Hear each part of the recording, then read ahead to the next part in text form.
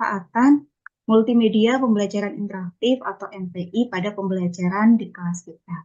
Nah, di sini nanti saya akan sharing terkait dengan implementasi di kelas saya, Bapak Ibu ya, yang sudah saya lakukan.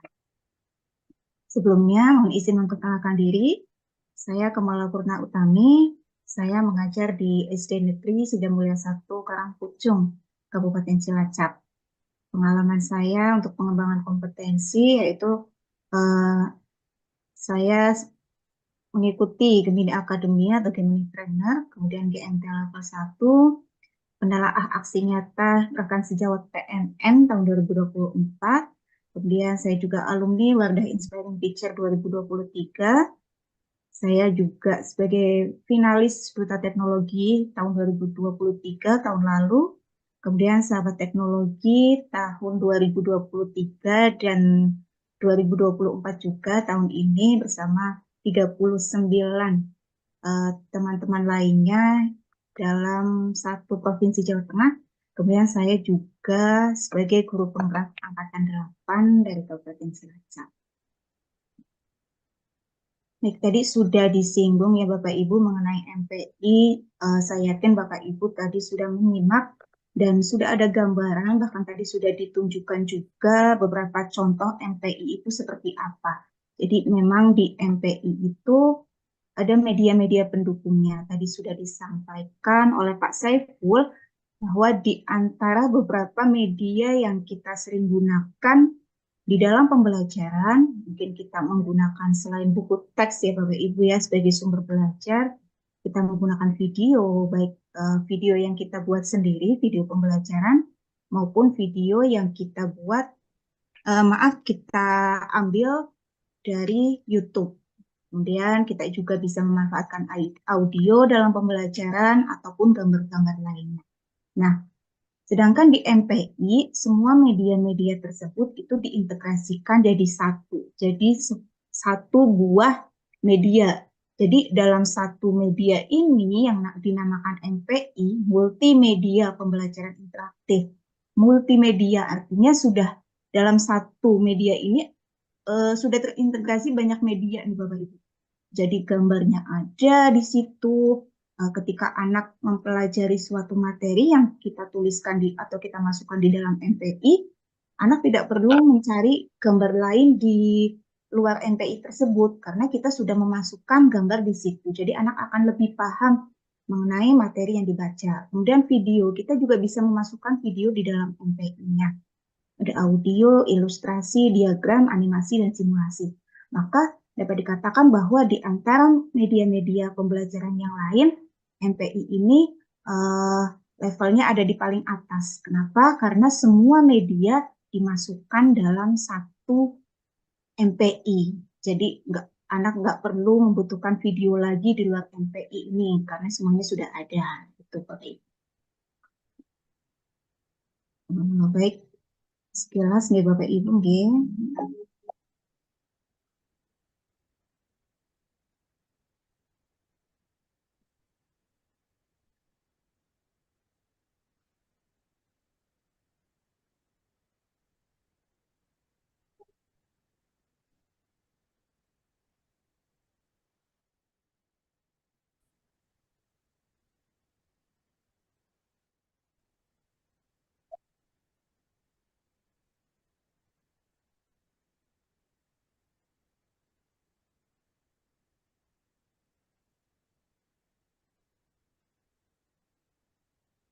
Oke, tadi sedikit gambaran mengenai MPI yang saya buat Bapak Ibu. Tadi teman-teman saya juga sudah sharing atau spill beberapa MPI-nya. Bahkan tadi Pak Saiful sudah share link-nya. Bisa Bapak Ibu buka sebagai referensi yang mungkin pas nih materinya bisa saya terapkan di kelas. Nah, itu bisa Bapak Ibu gunakan. Nah, sekarang saya akan berbagi Bapak Ibu mengenai implementasi MPI. Jadi, ketika kita akan membuat MPI, tentu kan kita punya ini ya, dasarnya apa saja sih kita membuat MPI ini? Tujuannya untuk apa saja sih pembuatan MPI ini? Gitu. Maka ada langkah-langkah nih Bapak Ibu sebelum kita mengimplementasikan MPI di dalam kelas. Tujuannya apa? Supaya MPI yang kita buat itu sesuai dengan kebutuhan peserta didik. Jadi tidak hanya kita membuat MPI itu sesuai keinginan kita.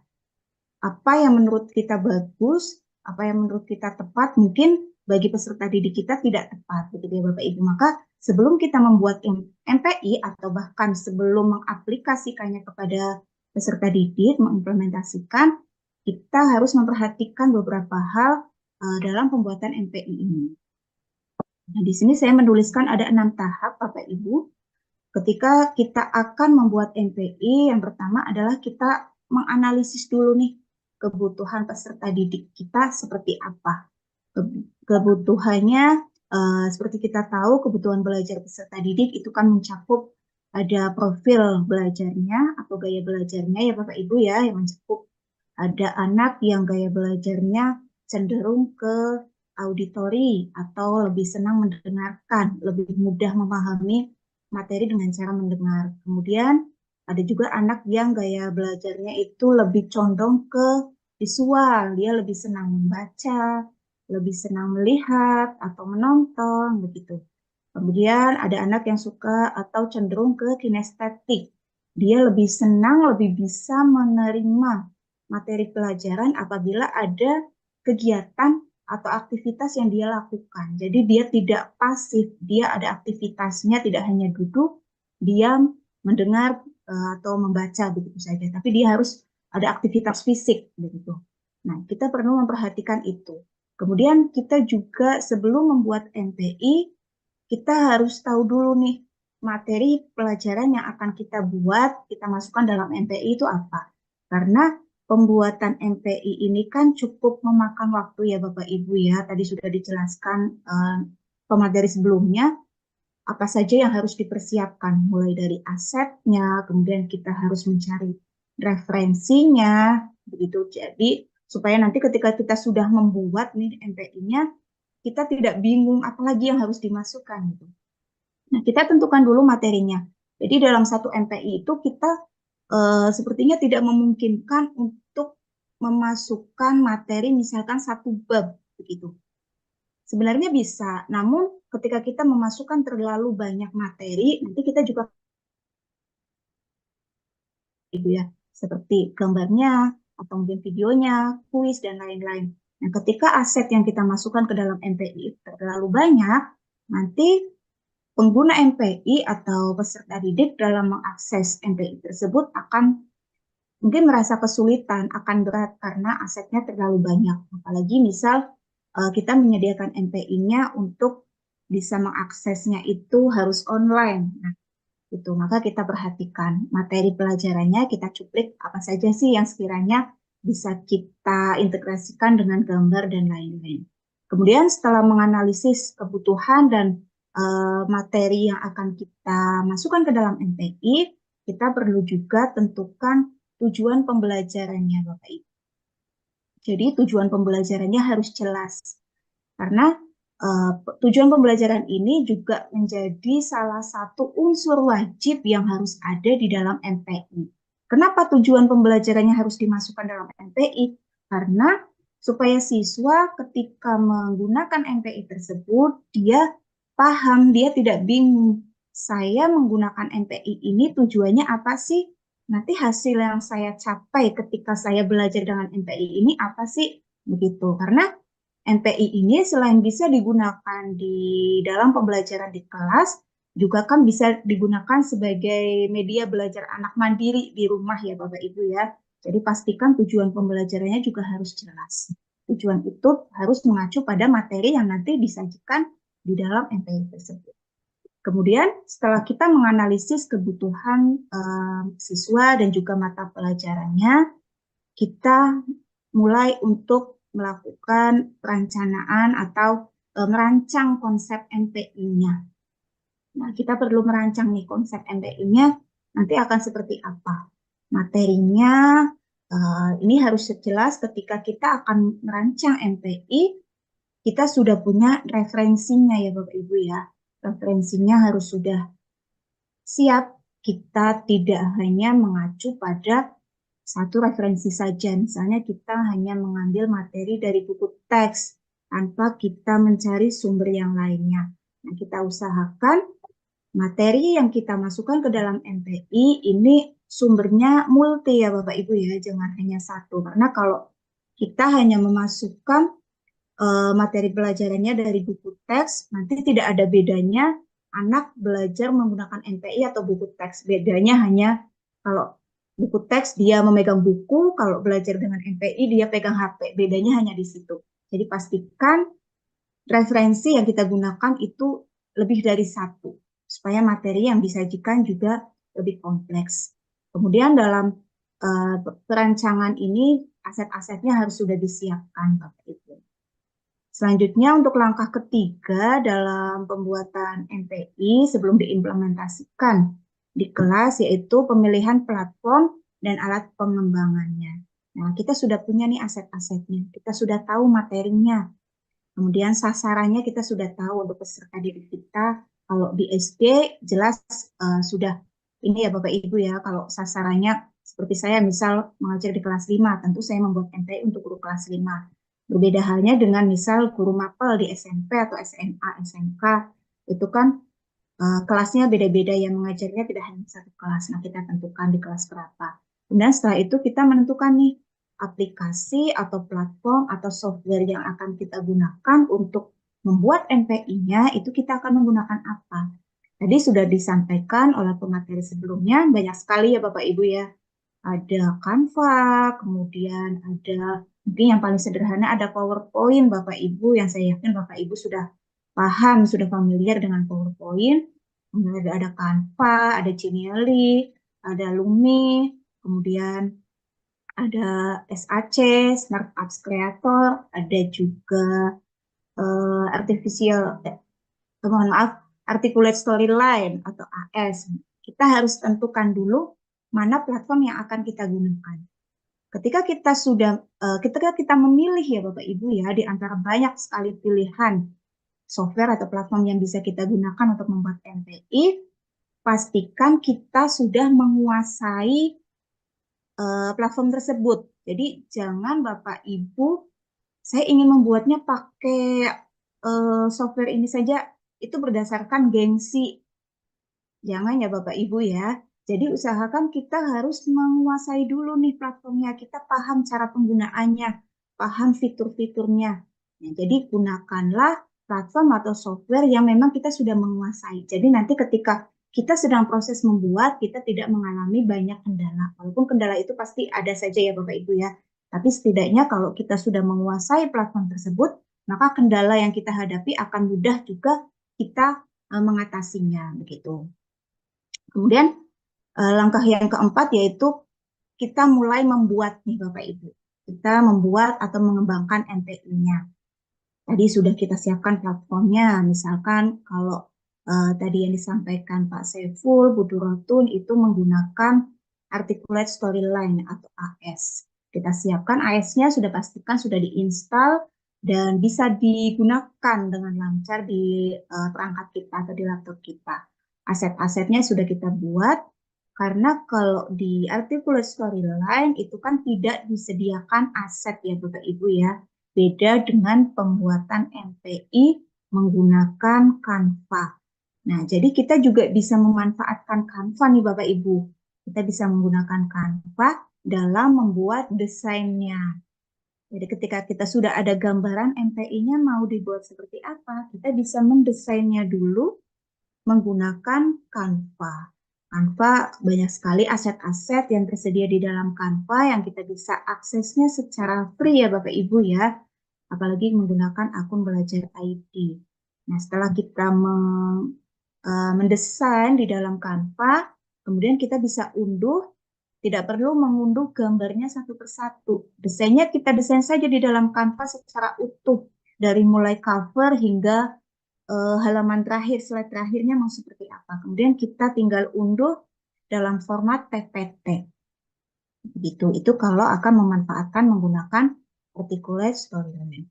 Kemudian dalam pembuatan atau pengembangan MPI, kita juga bisa berkolaborasi dengan beberapa pihak ya Bapak Ibu ya, seperti yang kemarin MPI saya gunakan atau saya buat di pembatik level 3 itu saya melakukan kolaborasi dengan salah satu peserta didik saya. Jadi saya meminta siswa saya untuk mengisi suara tokoh di dalam MPI yang saya buat itu. Jadi menggunakan suara yang khas, suara anak-anak begitu, supaya ketika siswa saya menggunakan MPI tersebut itu akan mungkin lebih mudah dipahami dari segi intonasi, warna suaranya begitu. Jadi saya memang kemarin mengajak collab salah satu murid saya untuk mengisi atau mendampingi suara di dalam MPI itu. Kemudian setelah kita menggunakan MPI kita sudah jadi nih Bapak Ibu dari awal sampai akhir. Kita usahakan jangan langsung kita berikan akses linknya kepada siswa. Tapi kita uji dulu nih Bapak Ibu nih. Kita uji coba dulu MPI-nya. Bisa kita uji coba sendiri atau kita bisa minta bantuan misalnya rekan guru kita yang lain. Misalnya rekan guru kita mintai tolong untuk coba akses MPI yang kita buat. Pengaksesannya nanti penggunaannya mudah atau tidak. Kemudian kita juga bisa meminta tolong salah satu peserta didik ya, beberapa sebagai sampel saja menggunakan MPI ini supaya kita mengetahui apa kekurangan dari MPI yang sudah kita buat nih Bapak Ibu. Karena siapa tahu menurut kita mudah untuk diakses, tombol-tombolnya kita sudah desain sedemikian rupa, mudah untuk diakses, tapi ketika digunakan oleh orang lain itu mereka akan mengalami kesulitan gitu ya Bapak Ibu ya. Jadi kita uji dulu ketika ada saran atau masukan dari orang yang kita mintai tolong tersebut, kita lakukan revisi atau perbaikan lagi terhadap MPI kita. Setelah pengujian dan revisi selesai, oke nih, MPI saya sudah cukup sempurna, saya sudah cukup pede untuk bisa digunakan oleh siswa kita, barulah kita implementasikan MPI itu dalam proses pembelajaran. Namun kita pastikan Bapak Ibu ketika peserta didik menggunakan MPI sebagai media atau sumber belajar di dalam kelas, kita pastikan kita harus mendampingi. Apalagi untuk siswa SD ya Bapak Ibu ya, karena siswa SD kadang kalau sudah diizinkan membawa HP di kelas itu mereka kalau tidak dipantau, tidak dikontrol itu akan bisa jadi membuka tab-tab yang lainnya. Jadi kita pastikan untuk mendampingi selama siswa menggunakan MPI. Kemudian dalam implementasi penggunaan MPI itu bukan berarti peran kita sebagai guru sudah digantikan MPI nih Bapak Ibu. Di MPI sudah lengkap nih mulai dari tujuan pembelajaran, kemudian ada materinya, ada video, ada kuis, bahkan sampai asesmennya. Kemudian kita hanya meminta anak atau siswa kita kasih link akses MPI, kemudian kita tidak mendampingi, kita tidak menjelaskan, tidak ada kegiatan lain yang dilakukan oleh peserta didik. Jangan seperti itu ya Bapak Ibu ya. Jadi dalam implementasinya itu juga tetap ada kegiatan atau aktivitas lain yang dilakukan oleh peserta didik. Misalkan tetap ada diskusinya, tetap ada kolaborasinya dengan peserta didik yang lain. Kemudian kita bisa mengintegrasikan model pembelajaran tertentu dengan tujuan karena kalau siswa sudah memegang HP ya Bapak Ibu ya atau misalkan laptop, jangankan siswa, kita saja Bapak Ibu ketika sudah pegang HP itu lupa kanan kiri gitu ya. Kita lupa kanan kiri, kita asik menggunakan HP, anak-anak asik mengakses MPI-nya, asik main game yang ada dalam MPI-nya, jadi dia lupa nih dengan kanan kirinya, dia lupa bahwa dia sedang belajar di kelas. Nah, maka untuk menghindari hal tersebut, ada aktivitas lain Bapak Ibu. Kita bisa bentuk kelompok atau setelah menggunakan MPI, anak-anak diminta untuk presentasi, menjelaskan apa yang sudah dipelajari dalam MPI dan sebagainya. Begitu. Kemudian Bapak Ibu, di sini saya akan sharing mengenai implementasi penggunaan MPI di kelas saya. Di sini saya juga mengintegrasikan menggunakan model pembelajaran kooperatif tipe START. Kemudian platform yang saya gunakan adalah MPI Pika, yaitu platform yang saya gunakan, yang saya buat ya Bapak Ibu. Dan saya menggunakan game yang lain yaitu game.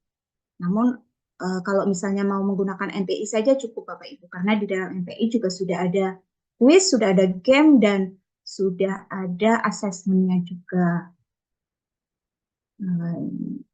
Nah, ini jadi tetap pertama kita harus menyampaikan tujuan pembelajarannya. Kita menyampaikan materi walaupun sekilas gitu ya Bapak Ibu ya.